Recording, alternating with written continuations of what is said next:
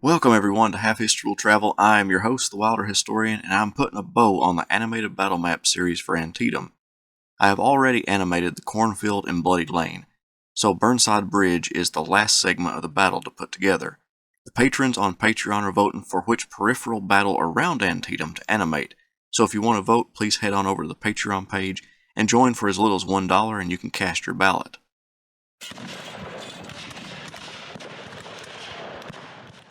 On Robert E. Lee's right, on the southern end of the battlefield, troops under Brigadier General Robert Toombs guarded the lower bridge across Antietam Creek. Toombs did not have his entire brigade, but only half. The 15th and 17th Georgia were defending the wagon train at Williamsport. Lee did supplement the force by placing the 50th Georgia from Thomas Drayton's division in that sector, which guarded the far right flank of Toombs' troops. The rebels fortified themselves behind rocks and makeshift breastworks against the approaching Federals. Opposing them across the creek were Union skirmishers from the 11th Ohio, part of the 9th Corps commanded by Major General Ambrose Burnside. The Federal Corps possessed 11,500 men, dwarfing the barely 500 Georgians defending the bridge. However, confusion in the command structure would play a huge role in the Federal attacks that cost so many Union troops their lives. On the campaign into Maryland, Burnside had been in charge of the Army of the Potomac's right wing, consisting of the 1st and 9th Corps. At Antietam, those two corps were on opposite sides of the battlefield. Union Army Commander George McClellan even ordered Burnside to take command of his 9th Corps, but Burnside seems to have ignored the order, acting as somewhat of a messenger between McClellan and the 9th Corps. Additionally, the officer in direct charge of the Corps, Major General Jesse Reno, had been killed at South Mountain, leaving Brigadier General Jacob Cox in command.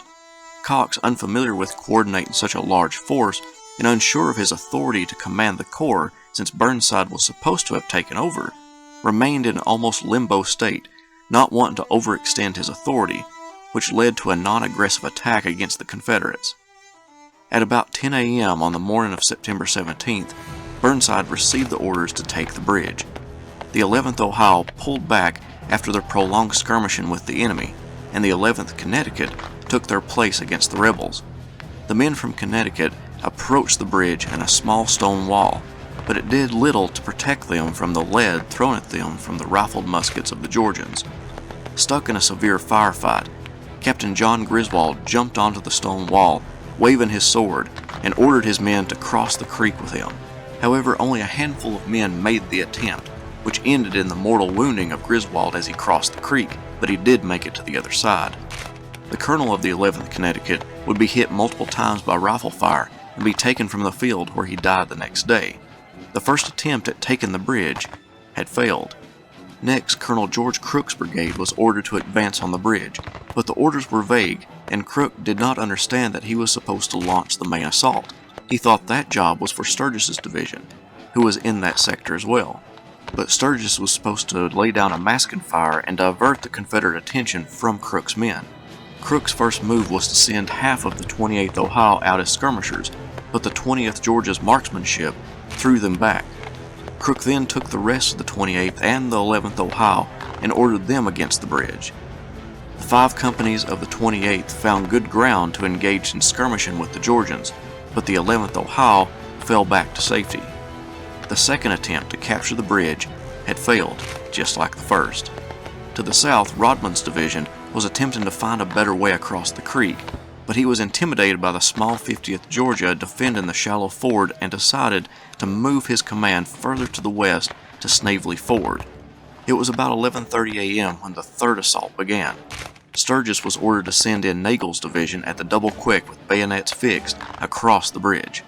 The Georgians had the movement well scouted, so when the 2nd Maryland and 6th New Hampshire came down the road to position themselves in front of the bridge, the withering fire from the Southerners wounded or killed 40% of the Marylanders, and about the same for the 6th New Hampshire. The 2 regiments huddled behind anything that would stop a bullet on the bank of Antietam Creek. Time was of the essence, and Cox knew he needed to move his men quickly across the bridge if they were going to get across it at all. So he ordered Sturgis to send in his other brigade under Ferrero, the twin 51st, the 51st Pennsylvania, and the 51st New York. They were tasked with taking the bridge, with support from 5 other regiments. As they advanced through the open fields toward the bridge, They were met with a destructive fire from the Georgians, but the rebels were running out of ammunition, and fast, but they had enough to pin down the two Union regiments. However, just to the north, the 28th Ohio had found a way across the creek, and they were crossing en masse with the rest of the brigade. Plus, Rodman's brigade under Colonel Harrison Fairchild had crossed the creek at Snavely Ford and were threatening the Southerners' flank. The commander of the 51st New York, Colonel Robert Potter, suggested to the 51st Pennsylvania's commander that they renew the attack. Colonel Hartranft declined, saying that he would have trouble getting his men to move. Potter, being the junior to Hartranft, asked if he could cross with his New Yorkers. Hartranft agreed, but when the New Yorkers rose to cross the bridge, the Pennsylvanians rose up too, and both regiments crossed the bridge together, each with their flags leading the way. Toombs' men had no choice but to retreat. Many of the Georgians got captured. Members of the 28th Ohio were furious at the loss of their comrades and were about to execute the prisoners until an officer intervened. The fighting for the bridge had been going on since about 9:30 that morning. It was now 2 o'clock, and the Union forces, consisting of 3 divisions, those under Skaman, Sturgis, and Rodman, swarmed across the creek, assembling in battle lines to crush Robert E. Lee's right flank.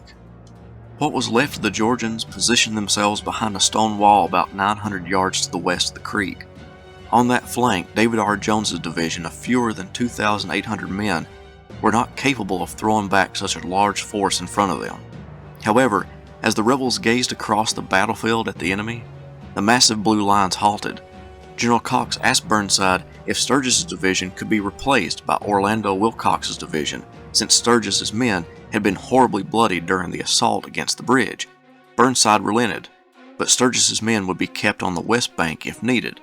To add to further delay, the Union forces had to halt until the ammunition wagons could make it across the creek and resupply their cartridge boxes. This process would take roughly an hour and a half. All the while, Confederate forces began allocating troops to meet the Union assault. The rest of Robert Toombs' brigade did come up to relieve the battered 2nd and 20th Georgia, but it was a meager defense. Their only hope would be the division under A.P. Hill, who was marching as fast as his men could possibly go from Harper's Ferry. At 3:15 p.m., Burnside's men stepped off on their assault, with the right wing moving first, slamming into the Confederate forces positioned right outside of the town of Sharpsburg. Next, Rodman's division, on the left, moved out to attack the brigades of Kemper, Drayton, and Toombs. Harlan's brigade ran into a lot of problems. When the brigade moved out, the 8th Connecticut moved to the right, avoiding a cornfield, but the other 2 brigades entered the cornfield and remained there, not hearing the order to advance. Around this time, Major General A.P. Hill, wore out from his quick march from Harper's Ferry, was consulting with Major General D.R. Jones about the best course of action for engaging Burnside's corps. They agreed that Toombs' brigade would pull back and that Hill's lead brigade, the South Carolinians under Maxcy Gregg, would take their place and blunt the attack. On the Union right, Wilcox's division pushed back the rebel defenders, but a lack of ammunition forced them to hold back from pursuing the enemy. On the far right of the Confederate line, Gregg's brigade deployed, but the 14th went too far to the south and never engaged. Orr's rifles were held in reserve, leaving the 13th, 12th, and 1st South Carolina to enter the fray, but the 13th would misunderstand the orders and take up a position on the stone wall outside of the cornfield.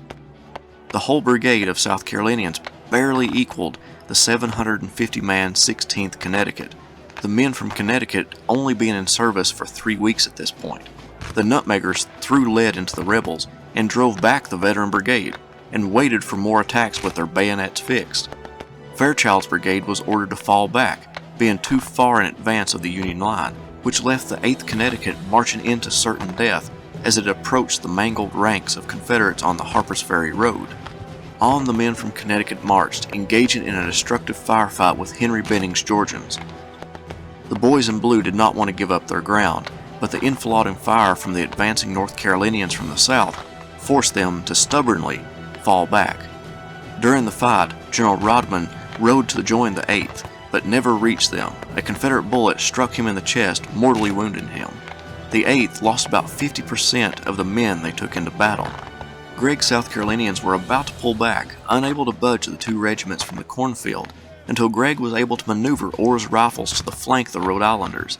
The withering fire from their front and flank sent them to the rear. leaving the 16th alone, but they were also forced back. By this point, most of the Union assault had stalled out from exhaustion and lack of ammunition. The divisions of Wilcox and Rodman had pulled back to the safety of the bluffs overlooking the creek. Sturgis's division, who were taking a rest and filling their cartridge boxes while their brethren were making the assault, were now thrown out to hold off the approaching rebels. Toombs' Georgians had advanced to give chase to the 8th Connecticut, but had halted until Archer's brigade extended their right flank. Together, with help from Branch's and Gregg's brigades, the Confederates moved on Ewing's men, positioned behind a stone wall, and pushed them from their position, but not without taking heavy casualties. Archer's brigade lost about a third of its force within minutes of being engaged. Richard Garnett was able to muster a few dozen men from his broken brigade, and along with the parts of Kemper and Drayton's brigades, moved west across the rolling hills towards the enemy, and the Federals would break and head toward the creek. Although there would be light skirmishing along the line until dark, the Battle of Antietam had ended, the bloodiest single day in American history. By the end of the day on September 17th, both armies combined sustained 22,717 casualties, with the Union losing 2,108 killed, 9,540 wounded, and 753 missing or captured, for a total of 12,401. The Confederacy lost 1,546 killed, 7,752 wounded, and 1,018 missing or captured, for a total of 10,316. Thank you all so much for joining me as I detailed the fight for Burnside's Bridge.